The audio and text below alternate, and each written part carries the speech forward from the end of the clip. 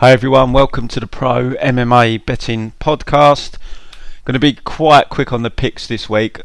I've been struggling for time the last couple of weeks to really do the pod. Last week I done a proper one, I did miss the week before. This week's one is going to be relatively quick as well. Just to recap, as we always do, on the results from last week. So the only UFC bet I had for members was Arman. It was a two unit bet to win back about 1 unit. Got in before the price actually dropped, unfortunately. So that cashed for members. So it was a winning night on the UFC. We did have a 1 unit bet on plus 145 underdog Meerschaert in the boxing though, which didn't cash. So we basically broke even.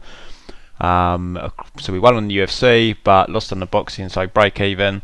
Live betting we was actually down, but like 0.3 units, so barely anything. So it was basically a break-even weekend.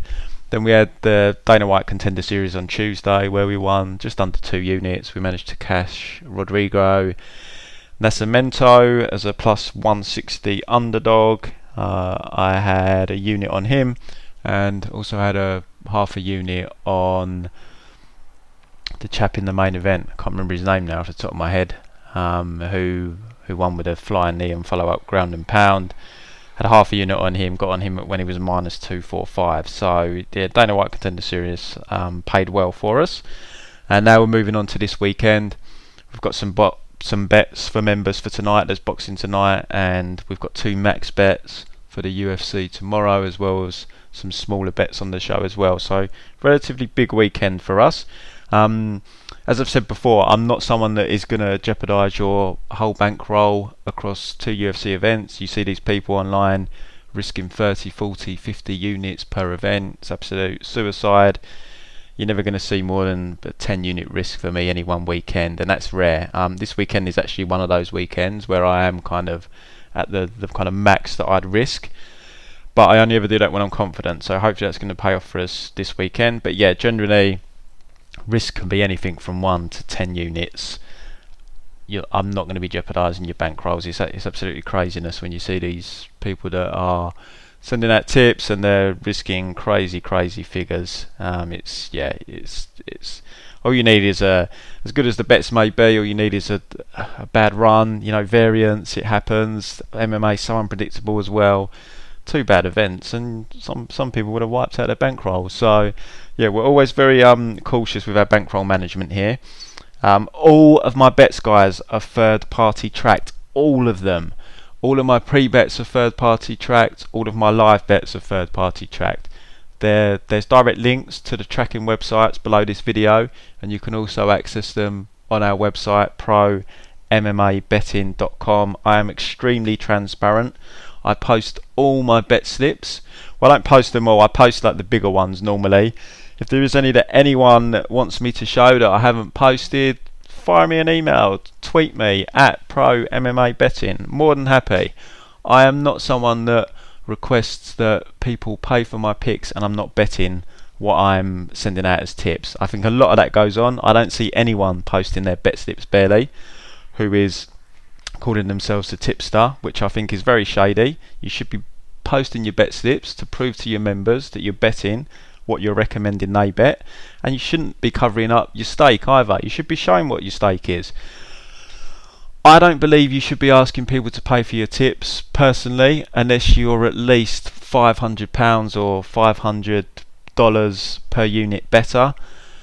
I think you should have a bankroll that you've grown over however long it took to bet large amounts. I don't think you should be asking for people's money if you've got a small bankroll. You need to prove that you can win money, and the only way that I see being able to prove that is that you've tracked all your bets and you've increased your unit size as your bankroll is growing. If people who are paying for tips off people who are betting £10 or $10 per unit, I mean, that's shady. Why is your unit size so small? Why are you not compounding that?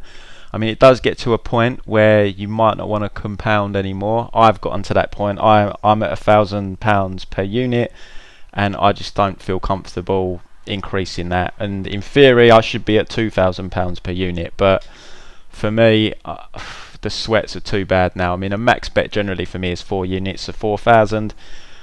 I did try compounding about 18 months ago, I think it was, or a year ago, and I went up to I think the maximum biggest bet I did was 6,000 last year, and I just didn't like it. I just felt very uncomfortable. So you do get to a point where, well, a lot of people, I imagine anyway, get to a point where they just don't want to risk beyond a certain amount, and I'm kind of at that point. I don't think I'll ever increase beyond £1,000 per unit, but I'm more than happy to prove what I bet. As I said, I post my bet slips. I don't hide my bet slips. I will show you what I'm betting. I'll show you that I'm betting what I'm tipping, and I'll show you that the stakes that I'm suggesting members bet. I'll show you that I'm actually backing that up and betting that unit size. And if I say to members bet 4 units, I can easily prove that I've bet £4,000 on whatever bet I've suggested. As I say, people who aren't posting their bet slips, I think it's shady. People that do post their bet slips but don't show the amounts, I think that's questionable. I think you should be able to show that you've built your bankroll from nothing. I mean, there is the argument that some people who are betting big amounts, maybe they're rich motherfuckers, so they haven't built that bankroll. And yeah, I can't really give you an argument for that. But there are going to be some people out there, but if they're that rich, would they be selling tips for MMA, trying to make a living that way? Probably not. But yeah, I get that side of the argument. But yeah, all bets third party track, guys, and I post bet slips. I'll verify and prove to you that I'm betting what I'm suggesting you bet, and I'm happy to show you the stakes that I'm betting as well, to show you that we are the largest, or the world's largest, MMA tipster. So let's get on to breaking down this card. Like I said, it is going to be short breakdowns today. Website is prommabetting.com. All our packages are on there. We offer live betting packages. Live betting is provided through a Discord chat. Come and join the team. We've got great group on Discord. We have some great camaraderie. We make money pretty much every week. We're up 70 units from live betting this year since the start of January 2019. As I said, all the live betting tips are third party tracked. Pre-bets are provided as well. So come and make some money with us. If members have been with us since the start of this year, if you do bet £100 or $100 per unit, you would be in profit by £8,700 or dollars, depending on what your currency is. So we've had a really profitable year. Let's get back on track. Let's get to that 10,000 mark and get as close to the 20,000 target that I set as possible. So we're kind of over halfway through now. So let's get a strong end to the year going. Twitter is at Pro MMA Betting, and if you can hit the like button on here, hit the subscription button, really appreciated. But we'll go into the card now and start breaking it down, guys. First fight of the night, women's 125 pound division, Miranda Granger, Hannah Goldie. Hannah, we saw recently on the Contender Series, looks pretty physically strong. Strong in the clinch. She's got good punches and elbows on the exit from the clinch. She will play a quite kick heavy game at range. Takedown defence, still a bit of an unknown. Did get taken down a couple of times on the Contender Series, so there is that question mark over what her ground game is like still. But as I said, physically strong. Miranda Granger seems to have a very strong will to win. I like, from watching her fight, she always finds a way to win. She doesn't seem kind of that, what's the phrase I'm looking for, she just, there's something missing from her game. I didn't see any takedown game from any of the fights I watched. She was managing to hit submissions just from girls taking her down or putting their necks into guillotines. It was all kind of unforced errors from her opponents that were causing their demise. So kind of haven't got a great read on her yet. You don't see too much of her stand up. I know she's got a taekwondo background from a young age, but I do favour Hannah standing here. I think she will use her kicks at range. I mean, Granger's got a big reach advantage, but there's not many women that can use their reach advantage well, and I don't think Granger's one that can. I do favour Goldie standing. I favour Granger if it goes to the floor, but I just haven't seen any method of her getting the fight to the floor.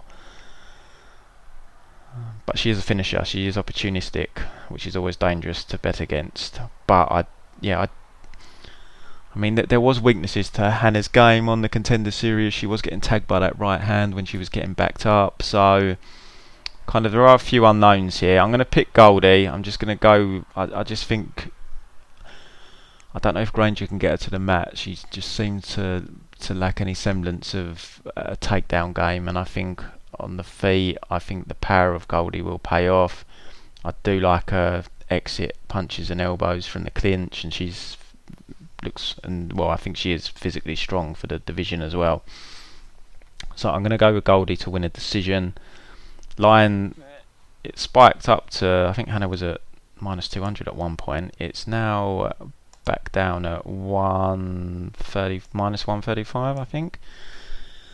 I mean, I did say I'd bet Hannah if her line dropped back down to this kind of range, but kind of thinking I'm going to pass now. Fight goes to a decision, -180. I think that's probably the best bet on that fight personally, unless you want to take a stab at Granger. She's only a slight underdog now though, so I don't know if there's any value particularly on either money line.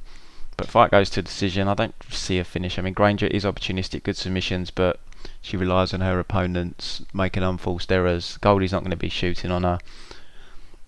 She's going to try and play the range game, and as I said, I'm not sure Granger can get her to the mat off her own back. So yeah, fight goes to decision. Women's MMA -180. I think that's a decent line. Normally it's -400. They're obviously seeing that Miranda's finished a lot of fights, I guess. But Goldie's the favourite, having said that. So I'm not sure why that line's so low, but yeah, I do definitely favour that fight to go to a decision. Claudio Silva, Cole Williams. Cole Williams in on very short notice. Hasn't fought in a year. He's had 5 fights in 8 years. Definitely favour Claudio Silva here. The guy's gritty as hell. Excellent ground game. Finds a way to win. Like I said with Granger, he's you can pick faults with Claudio Silva, and he's going to get that loss in the UFC soon. But he is gritty, and he does find a way to win fights, and he's got a very good ground game. Cole Williams, part-time fighter, as I said, 5 fights in 8 years, very short notice here, not fought in a year. What kind of shape is he going to be in? I can't see anything but a Claudio Silva win here. -450 is kind of pricey on someone like Claudio Silva, but there's levels to this game, and I think he's a few levels above Cole Williams, in all honesty. Lauren Murphy, Mara Barella. I'll be completely honest, guys, haven't taken this fight. I just know from my gut it's the kind of fight that I'm not going to have a particularly strong lean on. I definitely will not be betting Mara Barella at -190. Lauren Murphy +165.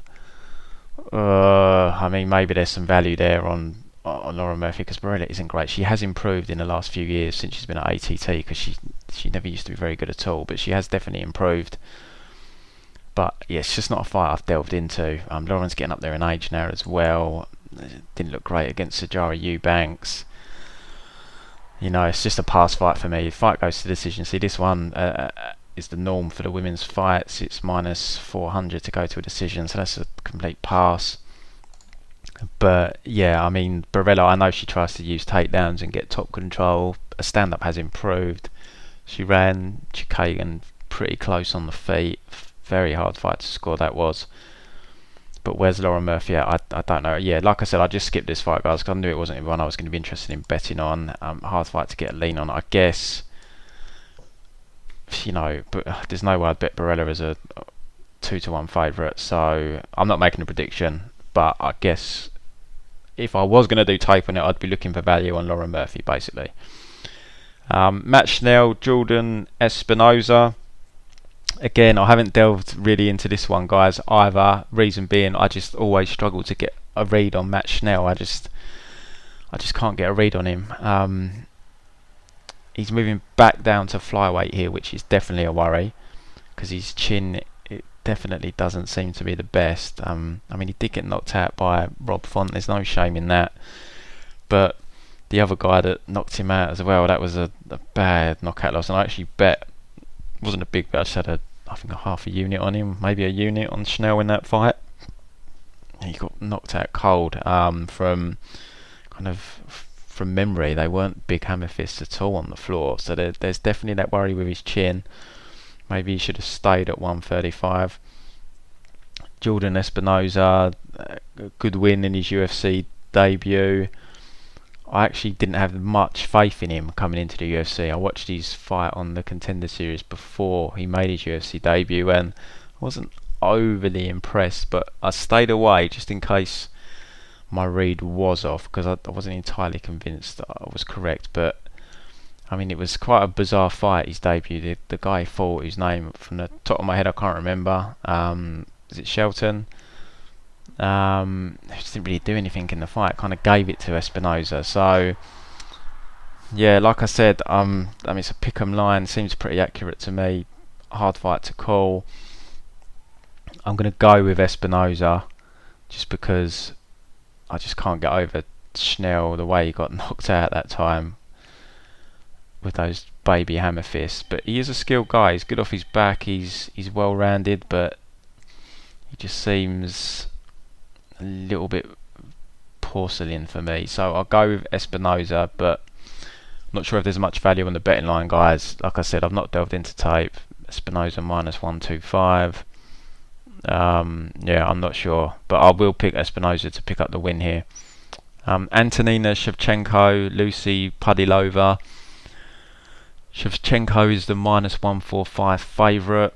She was up at minus 230 at one point. Yeah, that's definitely off. The line now is, in my opinion, I mean, I think this could be closer to a pick'em. I think this is quite a hard fight to call. I completely get where the Shevchenko backers have come from. She is a better striker. She's a cleaner striker than Pudilová. But she hasn't really faced anyone that's going to threaten her on the feet. I mean, she beat Kim. But Kim just, I don't know what Kim was doing in that fight. She just wasn't as aggressive as I was expecting. Maybe it was the counter game of Shevchenko just stalled her in her tracks. But Shevchenko isn't a big puncher at all. So I was just a bit perplexed by Kim's performance in that fight. I think Pudilová is going to bring it a lot more than Kim did. I think she's going to have to get in Shevchenko's face. She's not going to win the fight if she just stands at range and tries to kickbox with her. She's got to push Shevchenko back, put her on the back foot. Let's see how comfortable she is dealing with the pressure. Roxy had some success when she moved forward and threw hands. They were landing on Shevchenko, and Roxy is very slow and unathletic. She obviously lost the fight to Roxy through the takedowns. Now Pudilová hasn't really ever shown any takedowns. Her takedown defence has definitely improved.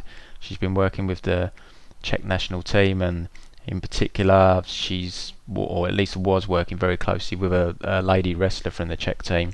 Her takedown defence definitely improved. So you've got to think her takedown offence has improved as well. I think she can control clinch exchanges here. Now they have got a mutual opponent in Kim, and Kim was at landing Pudilová on the feet, and Shevchenko, was fairly comfortable on the feet with Kim. So MMA maths, it never quite works out. And Pudilová is young; she's only 25. When she fought Kim, she was maybe 23. I think it was a couple of years ago. So she's definitely improved. But yeah, she did control the clinch on Kim for long exchanges, and she done well with Landsberg in the clinch as well. Now Landsberg's very strong in the clinch. So I think physically she's going to be stronger than Shevchenko in the clinch. Shevchenko's got good knees in the clinch, as you'd expect with that Thai background, but you look at kind of who she dished them knees out on, and I remember on the Contender Series she battered that girl in the clinch, but that girl was awful. I definitely think Pudilová can have success putting Shevchenko on the fence and keeping her there. I'm not so sure she's going to have much success with takedowns, but if she can get a takedown, Shevchenko might struggle to get back up. She's, you can see she's very green on the floor. She's pretty old as well, Shevchenko. She's like, I don't know if she's 35 yet, but she's almost 35. So, she's getting quite long in the tooth. But this fight will probably be decided with how Pudilová copes when the fight is at range, and if she pressures. Can Shevchenko counter well and angle off, or is she going to get backed into the fence and it's going to give Pudilová chances to land. I put 300 quid on Pudilová pre-tape at plus 145. After tape, I've decided not to add. I'm not buying out either. I mean, for me, that's a third of a unit. I'm happy to let it roll. I don't have a massively strong lean on this fight. I'm not saying I'm particularly confident in Pudilová, but I can see her path to victory here. Clinching on the fence when they're at range, pressure her, make Shevchenko uncomfortable. Let's see how she reacts to getting backed up and being hit. You can't play the range game with her. So yeah, I'm probably going to know quite quickly how this fight's going to play out, because it's going to be very telling in the first few minutes how Pudilová approaches it. But she can't stand back at range and just let herself be picked off by Shevchenko. So yeah, hard one to call. I mean, I've got to pick Pudilová because I've put a little bit of money on her. I've got plus 145. I think she can make it uncomfortable for Shevchenko. I don't think Shevchenko isn't Valentina. She's not as good, and this is, in terms of a striking test in MMA, this is her toughest test today. I'm not saying Pudilová is a great striker, but she just pressures, and when she brings the pressure, as we've seen with so many fighters in MMA, just being tough and gritty and pressuring goes a long way. Now, I know the other argument is Shevchenko's a X-time world, maybe tire champion, but does that really hold much credence? Women's striking, it's well short of where the men's game's at, and we've seen women come in before with these striking titles, and they're not very good. Now, Antonina, she's a solid striker. I'm not saying she's not a good striker, but let's see how she deals with someone who's going to get in her face, which Pudilová has to do. If she just stands back and has a kickboxing match with Shevchenko, I'll be very disappointed. She needs to bring the same kind of game plan she brought against Irene Aldana. Shevchenko isn't as heavy-handed as Irene, so Pudilová can push forward with impunity here. So she needs to pressure, but I'm going to pick her to win a decision. Wouldn't be surprised if it goes either way. I don't think there's any real value on either line at the moment. As I said, I bet Pudilová plus 145, and that was pre-tape. Probably wouldn't have touched it after tape, but I do see a path for Pudilová, so I'm just going to let it roll. It was only, as I said, it was a small bet. Fight to go to decision. Wow, it's like minus 450. You can get minus 350 at William Hill. Definitely going to go to a decision. I can't see a stoppage here at all. But yeah, it's too pricey to play it really. So yeah, kind of a pass fight for me really, guys.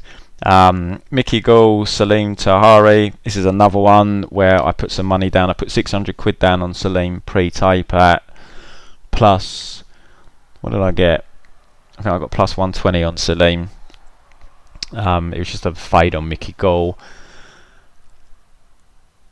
I don't know. This is another one. It's tough to call this one. I reduced my Salim exposure once the line's flipped to 300, so I've got £300 on Salim now at plus 120. I'm not overly confident.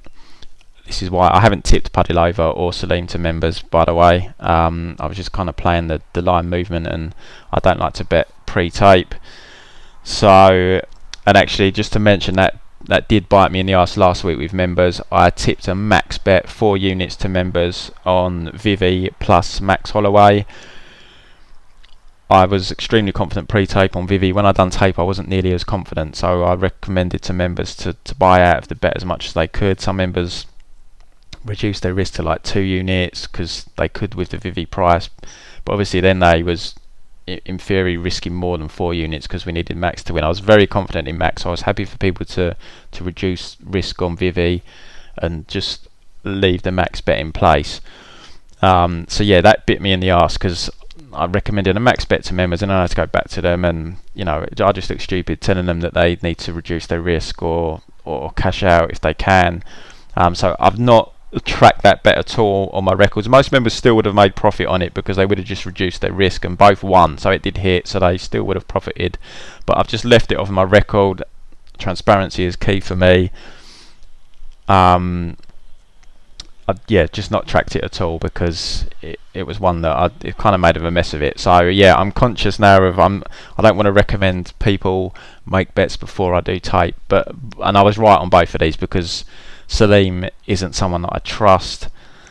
As I said, I've reduced the risk to 300. He's extremely low volume, and funnily enough, we're going to come on to someone very similar next fight, Darko Stosic.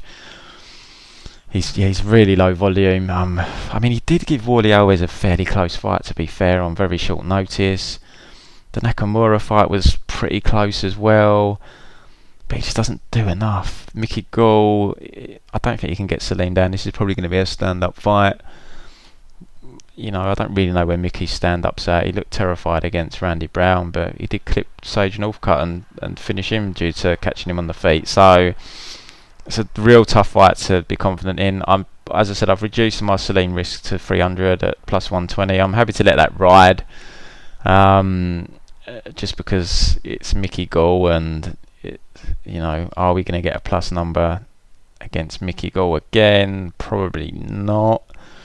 So I took the risk, but I did reduce it. So I'm going to let it roll. I'm going to go with Salim here to win a decision, I guess. But it's going to be anyone that's betting, I think you're going to be in for a sweat, because he's just so low volume.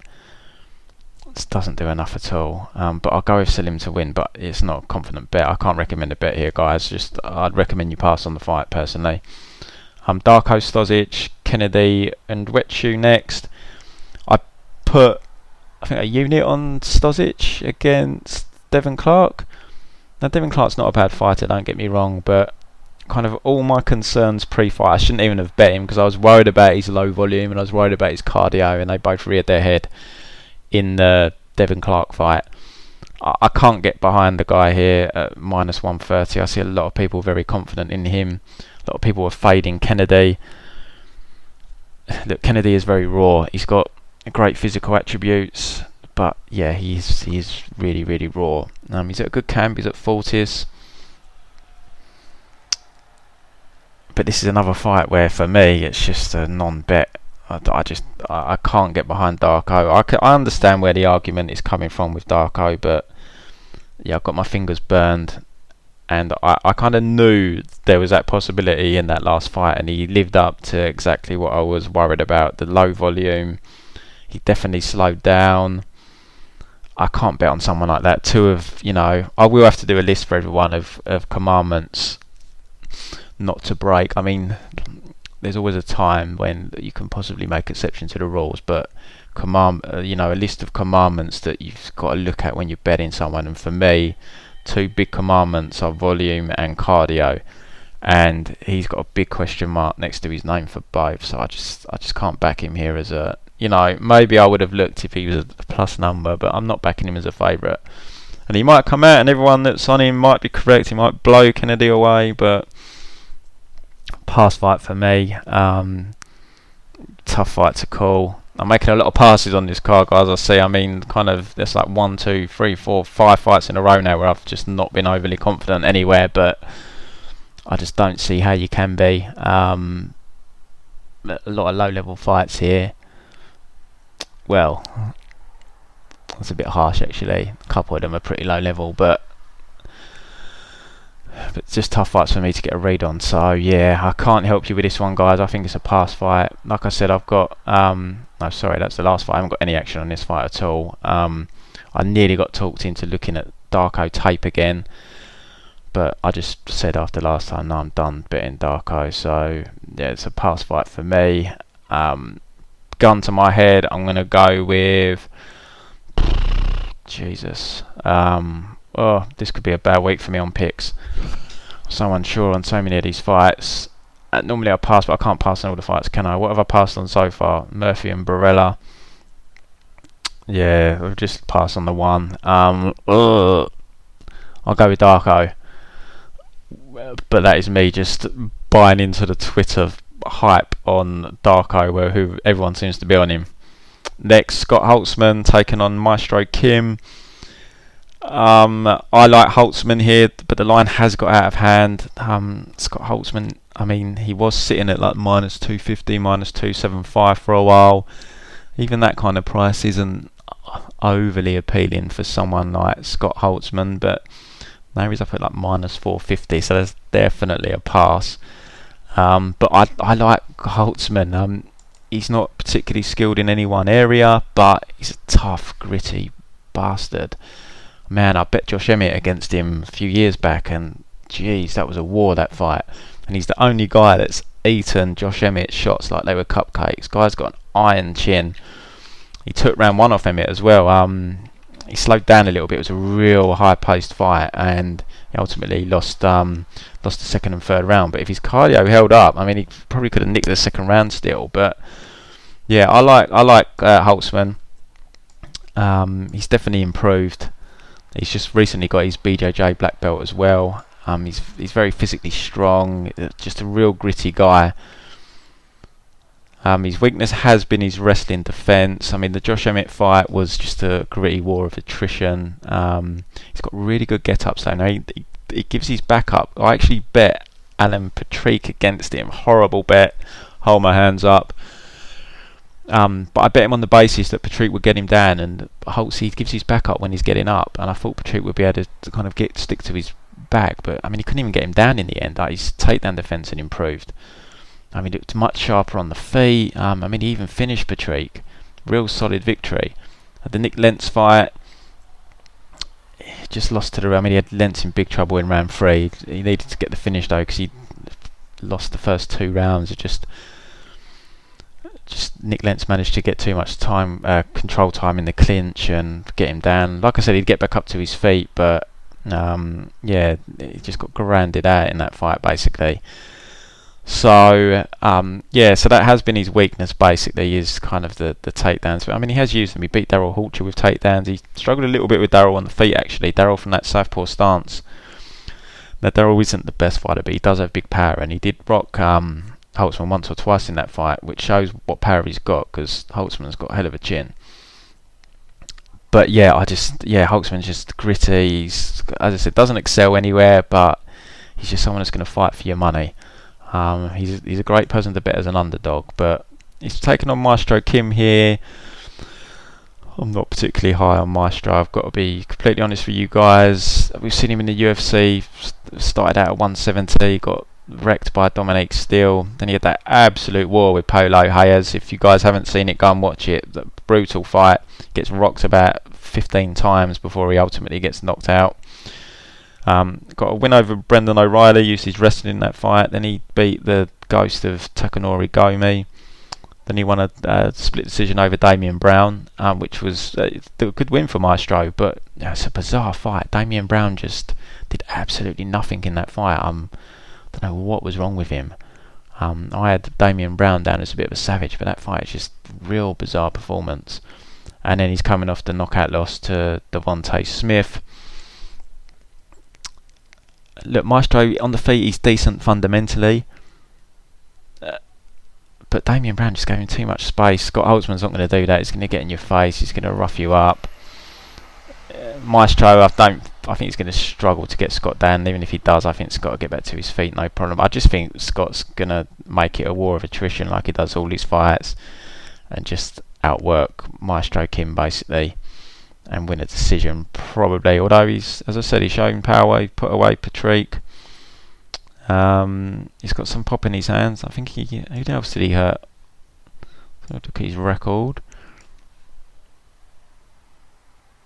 No, nothing. Oh, he had Nick Lentz in trouble actually in round 3. Yeah, he hurt Lentz a few times. So he's definitely seems to have improved his power, and Kim is there to be.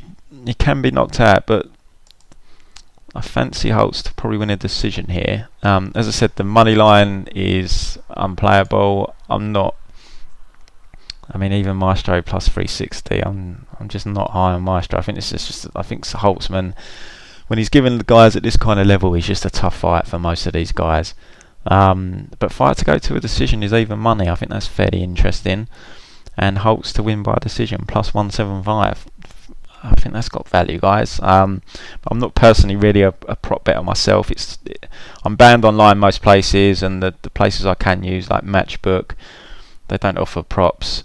But you know, as I said, if you're one of these guys that likes to make a play on every fight, or you're just struggling to find something you like on this card, I think there's value on Holtzman decision plus 175. Or if you don't want to risk Holtzman winning the decision, the fight goes to a decision plus 100. But I think the Holtzman decision plus 175 is a decent play there. But yeah, I'm going to go with Holtzman. I think he'll probably win a decision. We've got Gerald, Meerschaert, Trevin, Giles next. I did tape on this fight, guys. I was hoping I was going to like Trevin Giles, but no, I just didn't. I didn't like how, I can't remember the Brazilian Jiu-Jitsu guy faced his name. He got taken down easily a couple of times in that fight. Got held down and mounted for the last half of round 1, and round 3 he was lucky the guy had started to gas because he gave his back trying to get back up. The guy tried to jump on his back but ended up too high, and Giles managed to shake him off. But if he'd stuck to his back, he probably would have lost the round and therefore the fight. So yeah, I just didn't like how easy those takedowns came. We saw him last time against that Cummins, really close fight up until he got caught with a big shot and then guillotined. He had a long time off. He's a police officer now, so he's not training full time if he's working for the police. He's got a good jab, and I think he outstrikes Gerald here. I definitely think that, but Gerald's very tough. He's a very tough guy to stop. I can't see Trevin stopping him. And Gerald's takedowns aren't that bad. I mean, he managed to get Thiago Silva down a couple of times off shots. Now Thiago did get back up very quickly. He managed to post well. He's extremely explosive and strong. But Giles doesn't fall under that remit. So if Gerald can get Trevin down here and put him on the bottom, who knows what's going to happen in this fight. So I'll pick Giles to win this fight, but I couldn't bet him at minus 160. I wasn't tempted to bet Gerald either, to be completely honest with you, because he's a bit of a messy fighter, Gerald. His stand-up's not great. He's pretty good on the mat when he's on top anyway. He should have got that decision over Kevin Holland, to be fair. I remember I had a pre-bet on Kevin Holland, only small. Just want to put it out there because Kevin Holland is not someone I trust. But I did pull the trigger on him. I can't remember how much I put on him. Maybe half a unit. Maybe 1 unit I did in the end. But I definitely didn't think he deserved that decision. I thought that was going to go to Gerald. I thought that was a bad decision. But Kevin Holland's another one. They kind of are fairly similar in they're both just really on the mat, quite reckless and quite loose. So if he does get Trevin down, can he even maintain the position for long enough to win the round? But he is dangerous with his submissions. But I'll go with Giles. I think he can probably do enough on the feet and avoid the takedowns for long enough to eke this out. But I personally don't recommend the bet. Fight goes to a decision. Look, if you like Trevin Giles, I think fight goes to a decision plus 160 is the better bet personally, because Gerald's only ever been KO'd once, and that was by Thiago Santos. No one else has been able to put him away. He has been hurt. We saw him hurt or dropped against Oscar Piachotta, but that guy can bang. But he survived and wore him out. So for me, if you do want to bet Trevin Giles, I would look at fight goes to decision plus 160. Wow, Giles' decision is plus 333. Really? Jesus. Wow. Damn. If you like Giles, guys, I think that's a bet. Giles by decision. God, I'm even tempted to make a play on that myself. Didn't think that would be that high at all. I'd never recommend a big bet on props, just to let you guys know, but I think that's got some value there. Giles decision. Wow. Or fight to go to decision plus 162, then you haven't got to sweat Giles winning the fight. I think both of them have got value, to be honest. Plus 160 on fight to go to decision. Giles decision plus 333. I think that's a bit nutty. I definitely think that should be lower, bearing in mind what his money line is, minus 160. Gerald's a tough dude to get at. He's shown his susceptibility to submissions, but I'd be very, very surprised if Trevin Giles submits him. and he's got a good chin. So yeah, definite value for me on Giles' decision there, and that fight to go to a decision. So we've got Joaquim Silva taking on Nasrat next. I really enjoyed doing tape on this fight. Two really entertaining guys. But for me, I think Nasrat's going to run through this guy. I'm very high on Nasrat. Kind of, his last fight was a little bit dicey against Guida. He did lose the second round. But I think Guida's a little bit underrated. I think he's actually a solid striker, Guida. And I had a bet on that fight to end inside the distance. I'm never going to forget that bet because I don't know how it didn't hit. Nasrat had him down in round 1 and then round 3. I mean, the rest should have stopped the fight. God's sakes. It was awful sweat that was, because yeah, obviously it didn't cash. But yeah, it was a bit of a dicey second round there. And there is that question mark: how does Nasrat deal with being put on the back foot? But to be fair, I don't think it's going to be really answered here. Joaquim Silva, he's a big dude. He definitely looks like he's on the juice. He's.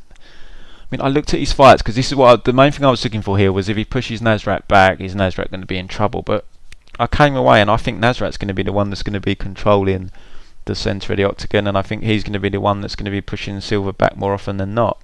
I watched his fight with Reza Madadi. Reza's obviously a wrestler, but man, Reza was landing on him way more than I thought he was going to. I don't think I've watched that fight since it happened a couple of years ago, but man, Reza was landing some shots standing on him. Then there was the Vince Pichel fight where they just stared at each other basically for the first 2 rounds. There wasn't any pressure coming from Silva. Third round he picked it up, he pressured. Pichel looked like he'd slowed down in that third round. And then the Jared Gordon fight, and he actually lost to Vince Pichel, by the way. He lost the first 2 rounds by doing nothing.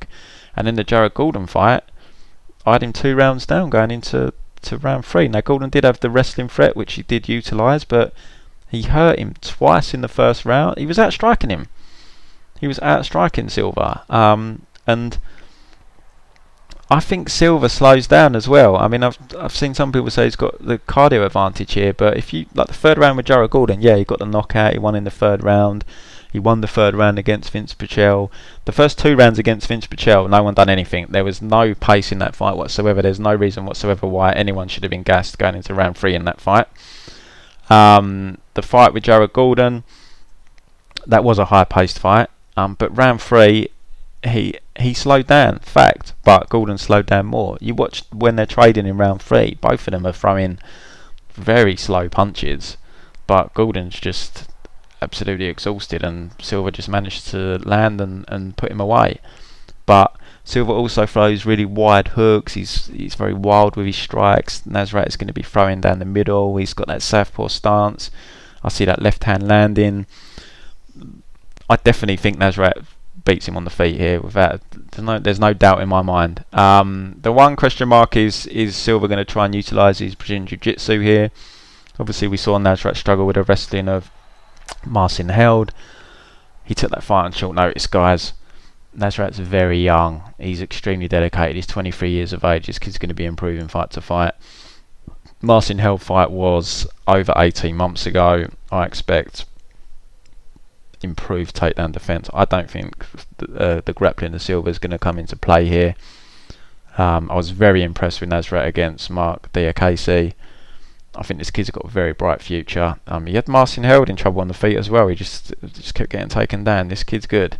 And I mean, the line was when it first came out, it was kind of -200, -210, -220 for a while, which I thought was more than playable, I've got to say.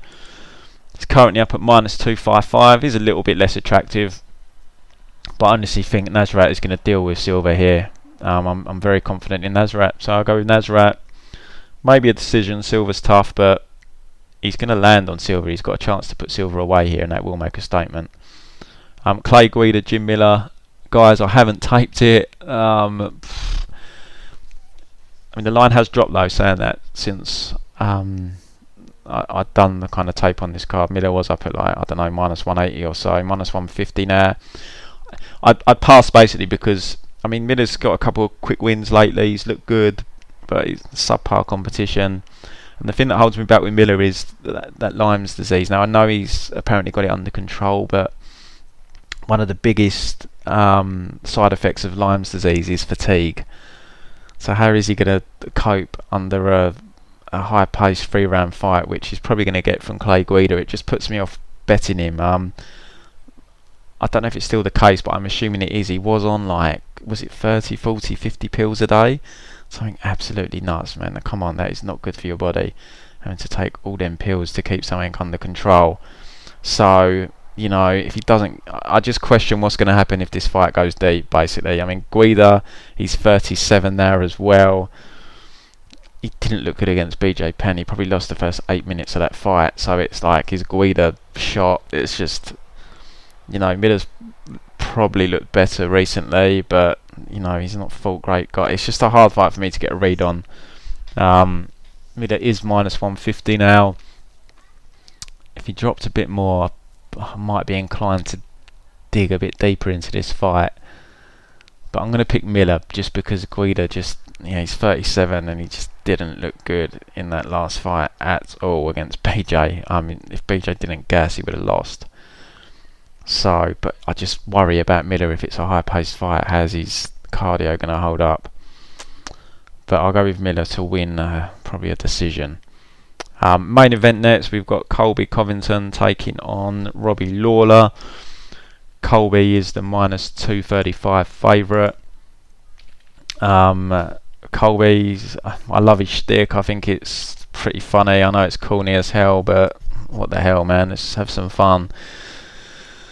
He's coming out to Kurt Angle's WWF entrance music. If you guys aren't aware what that is, go and listen to it. Basically, the fans, you'll see from the beat, but the fans used to chant, "You suck, you suck, you suck." It goes with like the beat of the tune. So he's obviously playing the heel as much as he can. He's hoping the fans are going to start chanting "You suck" when the tune hits. So he's fully embraced that role now. So yeah, I hope he wins. Just I want to hear his post-fight interview and everything else that goes with the shtick that he's putting on. But yeah, heavy wrestler. His stand-up's never going to be great, I don't think. It's improved from what it was, but yeah, he is hittable, and it seems like the type that's probably not got any power in his hands either.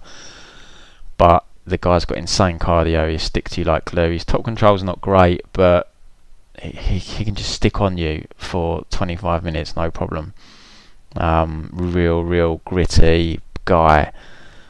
Solid wrestling. Be in your face. Robbie Lawler, we all know Robbie Lawler, veteran of the sport. 37 years of age now though. What does he have left? I mean, everyone's kind of clinging on how good his physique looked against Ben Askren. Everyone's saying he's on something, but how much does he have left to give? I don't know, guys. I don't know. For me, I'm pretty confident Colby is going to win this fight. I think he's going to grind him out over 5 rounds. Colby's obviously got to be careful of Robbie Lawler's power.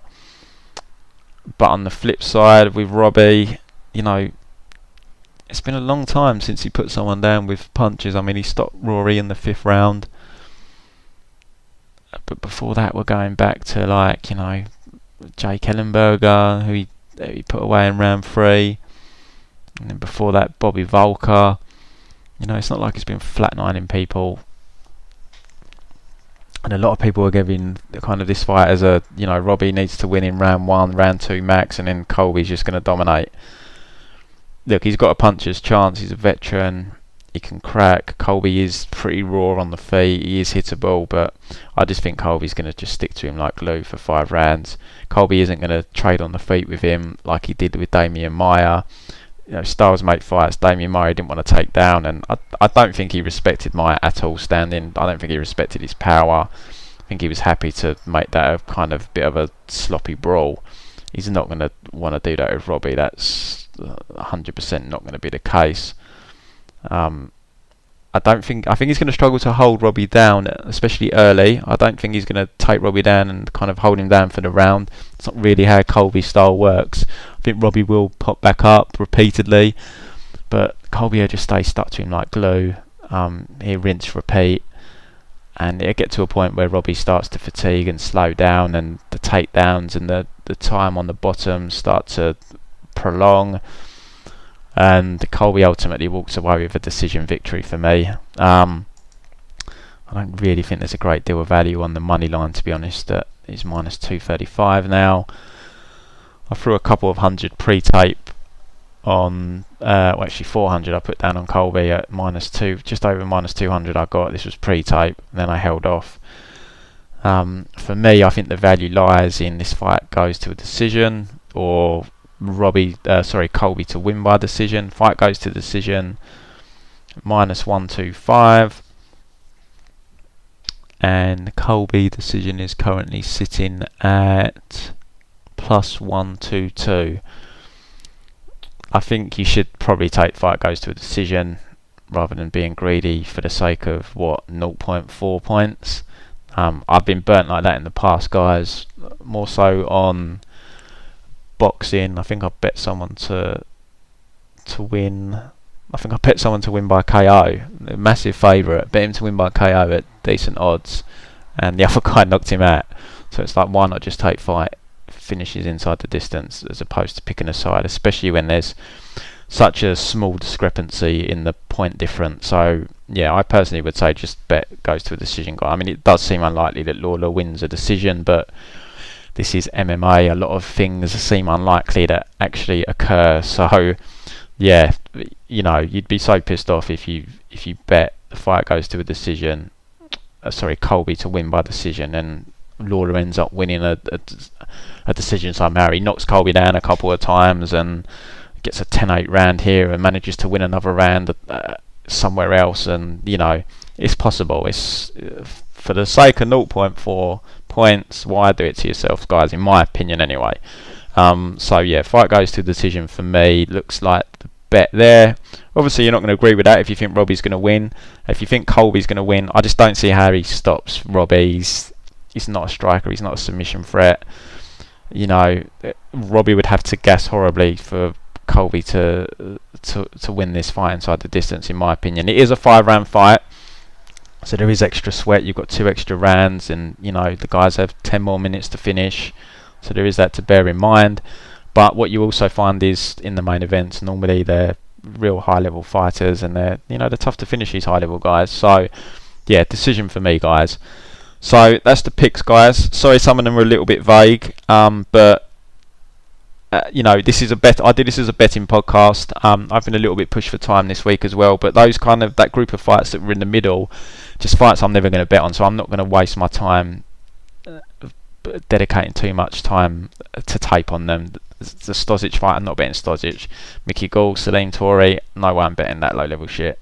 The Shevchenko Pudilová fight I did tape. I've done fairly detailed breakdown on that. Espinosa Matt Schnell, as I said, I just always struggle to get a read on Matt Schnell, and his chin doesn't inspire me with confidence. So it was a fight that it was just a pass for me, especially with him moving back to 125. And Murphy Barella, just low level women's MMA. Barella -190. I'm not betting that, but I'm also not keen on betting Lauren Murphy as a +160 underdog, to be honest. So that kind of group of fights, just ones for me that I'm just as a bettor, I'm not risking my money on fights where I've not got a hard read on, or they're really low level. So yeah, excuse me for kind of being a little bit vague on them fights, but I hope you all cash this weekend. Good luck with your bets. I'll be back next week for the UFC card in is it Uruguay next week? Yeah, it is Uruguay next week, and I can tell you already, for me personally, that is a horrible card for betting. Nearly done tape on it. I've got a couple of fights left to tape, and yeah, it's just that it's a shit card as well, guys. Real bad card. Probably the worst card of the year, potentially. Lot of new names on there, a lot of low-level fights. Yeah, it just sucks. But the good news is UFC 241 is stacked, and it looks good for betting as well. So I'm going to be moving on to tape on that card soon. I'm actually on holiday that week of that card, unfortunately. So I'm going to have to get the tape done ASAP. I'm going to have to book a day off work or something to get the tape done. So I'm not missing it, because there's no way I'm missing that card for betting, 'cause it looks solid. But yeah, I'll be back next week, guys. Good luck with your bets. Any questions, just drop me a tweet at Pro MMA Betting, or send me an email, info@prommmabetting.com, and subscription packages available on the website prommmabetting.com. Right, good luck, guys. Speak to you soon.